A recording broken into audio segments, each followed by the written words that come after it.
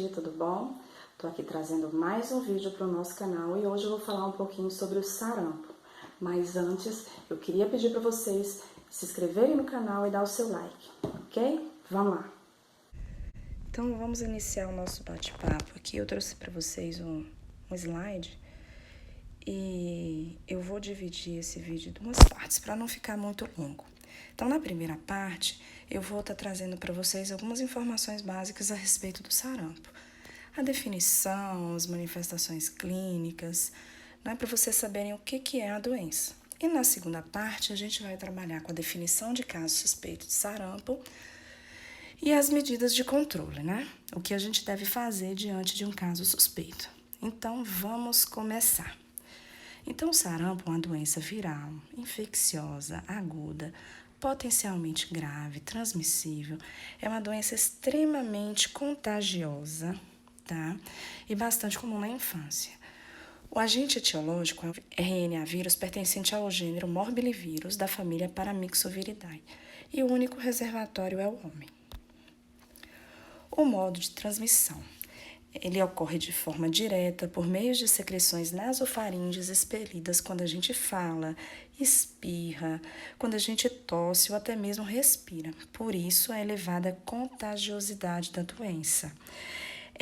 Também tem sido descrito o contágio por dispersão de aerosóis com partículas virais no ar, em ambientes fechados, como escolas, creches, consultórios, Isso porque o vírus do sarampo ele é um vírus muito leve, ele pode ficar voando no ar por um bom tempo.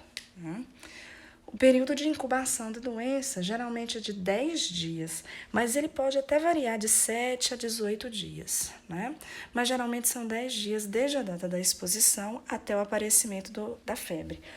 E cerca de 14 dias até o início do exantema. Então, uma coisa muito importante que a gente deve sempre estar lembrando quando a gente for fazer uma investigação, a febre sempre antecede o exantema, tá?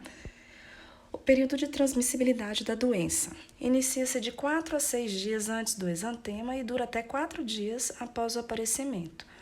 O período de maior transmissibilidade ocorre entre os 2 dias antes e 2 dias após o início do exantema. Aqui eu trouxe para vocês uma linha do tempo. Essa linha do tempo ela está no roteiro de investigação. Então, ela mostra aqui pra gente que a partir da data do exantema, que é esse quadrinho aqui em vermelho, a gente pode identificar o período de transmissibilidade, que é de 6 dias antes até 4 dias após o surgimento do exantema, tá? E nessa linha do tempo a gente também, tem o provável período de infecção, É quando a pessoa pode ter pego a doença, que é de 7 a 21 dias antes do início do exantema. E outra, informação importantíssima que a gente tem aqui na linha do tempo é o período de aparição de casos secundários. Então, até 28 dias após o exantema, a gente tem que acompanhar todos os contatos do caso suspeito, porque podem surgir casos secundários nesse período, ok? Então, o que é que nós devemos fazer diante de um caso suspeito? Preencher esse roteiro e ter, e acompanhar através dessa linha do tempo que vai facilitar muito a nossa investigação. Então, continuando aqui as características gerais do sarampo, quando a gente fala de suscetibilidade e imunidade, de um modo geral, todas as pessoas são suscetíveis ao vírus do sarampo, Todas as pessoas que não são vacinadas podem adoecer, Os lactentes cujas mães já tiveram sarampo ou foram vacinadas possuem uma imunidade passiva conferida por anticorpos transmitidos pela via transplacentária. Então, essa imunidade ela é transitória e pode perdurar até o primeiro ano de vida, até o final do primeiro ano de vida. Por isso que a vacina tríplice viral é indicada aos 12 meses de vida. Então, antigamente, não sei se vocês se lembram, a vacina, a vacina do sarampo, ela era administrada aos 9 meses, mas isso mudou, Por quê? Porque antes dos 12 meses pode haver uma interferência na resposta da vacinação, justamente por conta dessa imunidade passiva, tá bom? As manifestações clínicas caracteriza-se por febre alta, acima de 38 graus e meio, o exantema maculopapular generalizado, tosse, coriza, conjuntivite, as manchas de Koplik, que são pequenos pontos brancos na mucosa bucal, que antecede o exantema. Tá? Essas manifestações clínicas, de forma assim simplificada, elas são divididas em 3 períodos. O primeiro período é o período de infecção, que dura cerca de 7 dias, quando surge a febre, acompanhada de tosse produtiva, corize, conjuntivite e fotofobia, que é a sensibilidade à luz.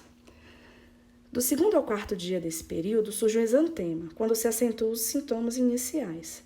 Aí o paciente fica prostrado, as lesões surgem, né? O exantema surge, e esse exantema maculopapular, ele tem uma coloração vermelhada, e ela inicia na região retroauricular, que é a região atrás da orelha. O 2º período é o período toxêmico, que pode ocorrer uma superinfecção viral ou bacteriana, que é facilitada pelo comprometimento da resistência do hospedeiro à doença. Então, nesse período, são frequentes as complicações, principalmente nas crianças até os 2 anos de idade, né? Especialmente aquelas desnutridas, e também os adultos jovens. O 3º período, que é o período de remissão, caracteriza-se pela diminuição dos sintomas com a diminuição da febre, né? O declínio da febre. O exantema ele torna-se escurecido e, em alguns casos, surge uma descamação fina, lembrando uma farinha, né? Se a pessoa passar a mão no exantema, né, sai uma farinha que a gente denomina como furfurácea. Então, é durante o exantema que geralmente se instalam as complicações sistêmicas, embora a encefalite ela possa aparecer após o 20º dia. Então, a gente tem aí algumas fotos, não é, com o exantema característico do sarampo, né? Você vê aqui, ó, a foto Então, o exantema, ele começa na região atrás da orelha e depois ela se espalha por todo o corpo. Aqui em cima a gente tem, né, a foto das manchas de Koplik, que aparecem, são pequenos pontos esbranquiçados na mucosa da boca da pessoa doente. E outra coisa muito importante que a gente tem que estar observando na investigação é o diagnóstico diferencial. Porque não só o sarampo pode apresentar o exantema, mas nós temos uma relação de doenças aí que também podem apresentar exantema, como a rubéola, a escarlatina, a roséola, o eritema infeccioso, infecções por enterovírus, riquétsias, dengue, zika, doença de Kawasaki, adenovírus, inclusive algumas intoxicações medicamentosas, tá? Então, a gente tem que estar atento para esse diagnóstico diferencial. O tratamento. Não existe um tratamento específico para a infecção por sarampo, né? O uso de antibiótico ele é contraindicado, tá? Para os casos sem complicação, deve-se manter o quê? A hidratação, o suporte nutricional, deve-se diminuir a hipertermia. Muitas crianças necessitam de 4 a 8 semanas para recuperar o seu estado nutricional, né? Justamente por conta daquela prostração. E uma informação importante também, que existe a recomendação da administração da vitamina A em crianças de até 5 anos, né, de idade, para reduzir a ocorrência de casos graves fatais. Mas essa administração ela deve ser realizada em casos, né, de internação, ou seja, aqueles casos que já apresentam sinais de agravamento ou fatores de risco para complicações. Então, só os casos de crianças internadas é que recomenda o uso da vitamina A, ok? Então, a gente vai terminando por aqui essa primeira parte no tratamento e o próximo vídeo a gente vai falar sobre, né, a definição de caso suspeito de sarampo, ok? Então, até daqui a pouco.